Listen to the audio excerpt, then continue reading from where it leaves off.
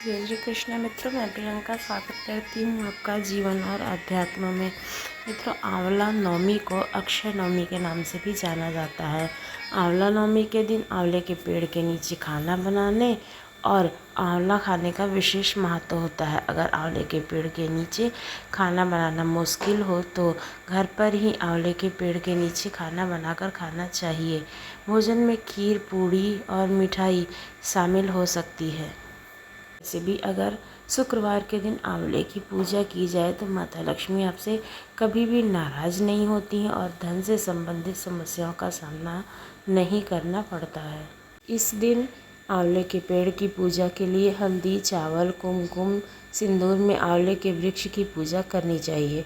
सायंकाल में घी का दीपक जलाकर आंवले के वृक्ष की 7 बार परिक्रमा करें। इसके बाद खीर, पूरी और मिष्ठान का भोग लगाएं। पूजा के बाद प्रसाद बांटें और वृक्ष के नीचे भोजन करना विशेष पुण्यदायक माना जाता है। परिक्रमा करने के लिए कच्चे सूत की मौली को लपेटना चाहिए 8 बार और 8 बार परिक्रमा करनी चाहिए। कुछ जगहों पर तो 108 बार भी परिक्रमा करने का विधान बताया गया है। आइए सुनते हैं आंवला नवमी की कथा। आंवला नवमी की कहानी व्रत के समय कही और सुनी जाती है। एक राजा था। उसका प्रण था कि वह रोज 1.25 मन आंवले का दान करके ही खाना खाता था। इससे उसका नाम आंवल्या राजा पड़ गया था।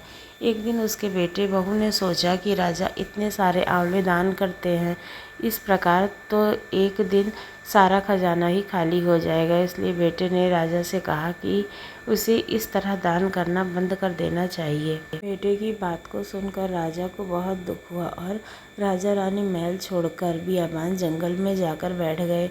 राजा रानी आंवला दान नहीं कर पाए और प्रण के कारण कुछ खाया भी नहीं। जब भूखे प्यासे 7 दिन हो गए तब भगवान ने सोचा कि यदि मैंने इसके प्रण नहीं रखा और इसका सत नहीं रखा तो इसका विश्वास चला जाएगा। वह राजा रानी उठे तो देखा कि जंगल में उनके राज्य से भी दुगना राज्य बसा हुआ है। राजा रानी ने कहने लगे, रानी देख, कहते हैं सत मत छोड़े सूरमा, सत मत छोड़े पत जाए, सत्य की छोड़ी लक्ष्मी फिर मिलेंगी आए। आओ नहा धोकर आंवले का दान करें और भोजन करें। राजा रानी ने आंवले दान करके खाना खाया और खुशी खुशी जंगल में रहने लगे। उधर आंवला देवता का अपमान करने की वजह से और माता पिता के साथ बुरा व्यवहार करने के कारण बहू बेटे के बुरे दिन आ गए। राज्य दुश्मनों ने छीन लिया। दाने दाने को मोहताज हो गए। काम ढूंढते हुए अपने पिता के राज्य में आ पहुँचे।